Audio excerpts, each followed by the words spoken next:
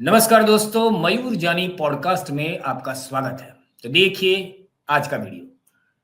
गांधी जी हिंदू हैं और हिंदू धर्म के आधार पर यदि माता या पिता की मृत्यु हो जाए तो पुत्र है उस बाल देते हैं, सिर मुड़ाते हैं।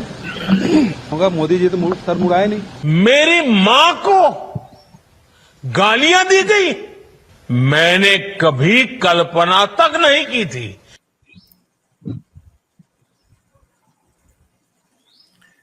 तो अब ये बात भी तो सच है ना कि अगर आप हिंदू हैं, अगर आप हिंदू हृदय सम्राट हैं, अगर आप धर्म अनुसार जो कि धार्मिक विधि विधान या विधियां तय की गई है, अगर उस हिसाब से, तो फिर तो ये सवाल उठा है और उठ रहा है तो गलत तो नहीं है ठाकर साहब। मयूर भाई, ये बात छोड़ दीजिए। जब उनकी माता का अवसान हुआ, आपने चिता पर सारे भाइयों को देखा था नरेंद्र मोदी के साथ में? नहीं। उनकी माता को जब कंधा दिया जा रहा था, तब जो है वो 4 कंधे पर जो है आपको सारे भाई दिखे थे वहां पर। नहीं, मुझे तो नहीं याद सर। खुद प्रहलाद मोदी वहां पर नहीं थे और उन्होंने ये कहा था कि मेरा इंतजार कीजिए। वो के कहीं पर बाहर थे, लेकिन जो है उनका इंतजार नहीं किया गया। दूसरी चीज, वो जब भी माताजी को मिलने जाते थे, उनके खुद के भाई ने एक इंटरव्यू में कहा है कि उनके जो पंकज भाई के साथ रहती थी माता, तो जो उनके भतीजे और सब लोग हैं उनको उपली मजल के अंदर रहने को बोल दिया जाता था। जब तक मोदी चले जाए तब तक आप ऊपर रहना। और उनकी माता जो है, उनको या तो बाहर की दहलीज पर एक जगह बनाई जाती थी, या तो उनका जो ड्राइंग रूम है वहां पर मोदी मिलते थे, निकल जाते थे। कोई भी पारिवारिक आदमी अपनी माता की जो सेवा कर रहा है, जो भाई जो उसका जतन कर रहा है, उनके घर पर उनकी माता को मिलने जाता है, तो क्या कभी ऐसा होता है कि वो अकेली माँ को मिलकर वहां से निकल जाए? उनका जो भाई है, आपने तो इतना बड़ा महल बना लिया है, आप अपने साथ रख लेते, आपके पास इतने नौकर चाकर, इतनी सुविधाएं हैं। उसके बावजूद अगर आपके दूसरे भाई के यहाँ वो माता रहती है, तो क्या हम ये करते हैं कि हमारी माँ जहां पर हो तो वहां जाते हैं, माता को मिलते हैं और वापिस लौट आते हैं? उनकी भाभी का जब देहावसान हुआ था, उस वक्त भी ये बात चर्चा में आई थी उनके परिवार के माध्यम से कि नरेंद्र मोदी शोक जताने के लिए यहाँ पर नहीं आए थे। तो आप जो है वो किस प्रकार की वसुधैव कुटुंबकम की बात करते हो, शास्त्र की बात करते हो? आप जैसे बता रहे हो कि हमारे यहाँ किस प्रकार से विधि विधान उसके बाद में होते हैं, तो इनसे कुछ लेना देना नहीं है। मैंने जैसे बताया कि माँ का अपमान हुआ है, वो चीज उन्होंने कही होगी कि भाई इस प्रकार का संवाद नहीं होना चाहिए। अगर मेरी पार्टी से भी कोई इस प्रकार की बात करता तो मैं उसको सहन नहीं करता। और आगे जाकर जो है वो मैसेजिंग करना चाहते थे अगर देश को, वो मन की बात बहुत करते हैं और सोशल ऑडिट भी करते हैं, सामाजिक जो है बातें भी करते हैं, तो उन्होंने कहा होगा कि भाई सारी गालियां जो है वो नारी को लेकर क्यों है। और ये ओटीटी के ऊपर जिस प्रकार से अभी विभत्सता चल रही है और जिस प्रकार से गाली जो है उसको सामान्य बना दिया गया है, उस प्लेटफॉर्म को आप क्यों चला रहे हो? उसको सेंसर क्यों नहीं कर रहे हो? अगर आपको संस्कृति का, अगर समाज से जो रवैया है समाज का, उसको आप एड्रेस करते, तो लोग समझते कि भाई ठीक है, वो अपनी माँ को गाली देने के बावजूद भी वो एक सोशल मैसेज दे रहे हैं कि मेरी माँ के साथ हुआ ठीक है, किया है, जो उसका मानसिकता होगी इस प्रकार से किया। लेकिन दूसरे बच्चों को यह सीख लेनी चाहिए कि इस प्रकार का किसी भी माँ के साथ में व्यवहार नहीं करना चाहिए, तो उनका कद बढ़ जाता। लेकिन मुझे अभी भी उस गाली को वोट के साथ जोड़ने वाली जो कहानी बनाई गई, और एक ऐसे कार्यक्रम में जिसमें उसको पता है टारगेटेड ऑडियंस जो है वो महिला है, एक कोऑपरेटिव सेक्टर की जो है वो उसका इनॉग्रेशन था, उसमें वर्चुअल वो वहां पर जा रहे थे, और ये कहना कि इन लोगों को घुसने मत देना, यानी कि आप जो है लोगों को उकसा भी रहे हो वोट देने के लिए, जो है वो एक तरफ से अपील भी कर रहे हो, दूसरी तरफ आप उनको उकसा भी रहे हो। तो ये जो मानसिकता है, और तीसरी बात जो कहते हैं कि ये एक स्टोरी बनाकर पूरा चुनाव उस पर खींच जाते हैं, अब ये नहीं चलता।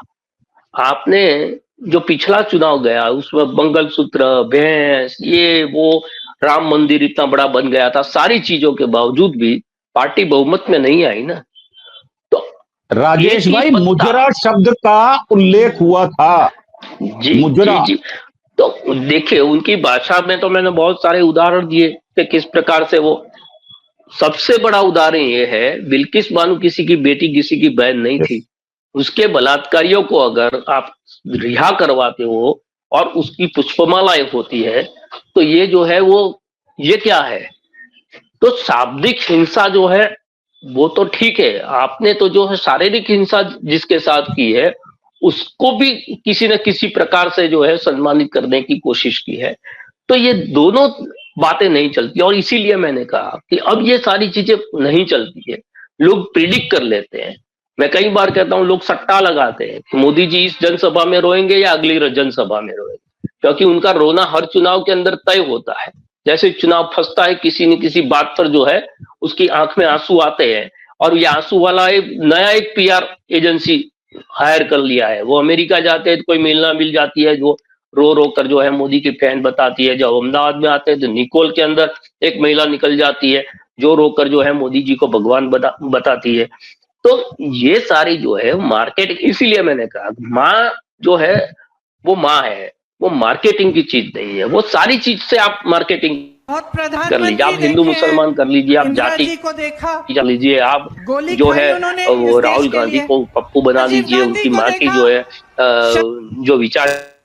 आप कह रहे थे तो मैंने सोचा कि ये दिखा दो, ये बड़ा रिलेवेंट है।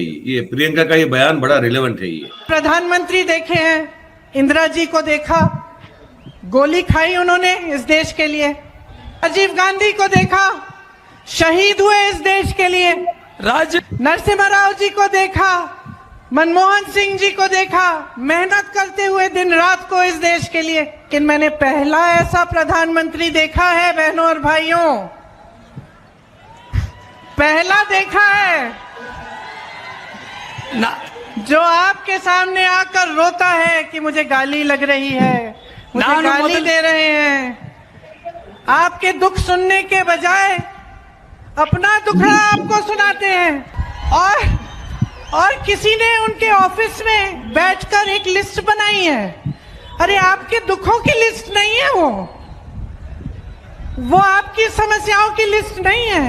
वो ये लिस्ट नहीं है कि किसानों की क्या समस्या है, हमें क्या करना।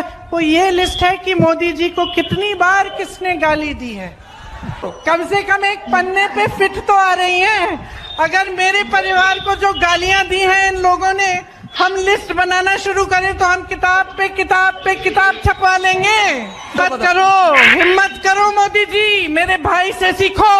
मेरा भाई कहता है गाली क्या, मैं गोली खाऊंगा इस देश के लिए।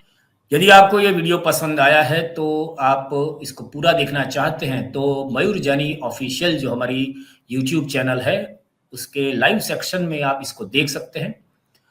और ये भी बता दूं कि ये जो हमारी चैनल है मयूर जानी पॉडकास्ट, ये एक ऐसी चैनल है जो बैकअप चैनल है मयूर जानी ऑफिशियल की।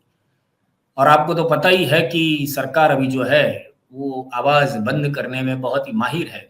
तो यदि कोई ऐसी आपातकालीन स्थिति आती है, क्योंकि बीच में आई भी थी कि मयूर जानी ऑफिशियल जो है वो हमारी YouTube चैनल को बंद कर दिया गया था थोड़े दिनों के लिए।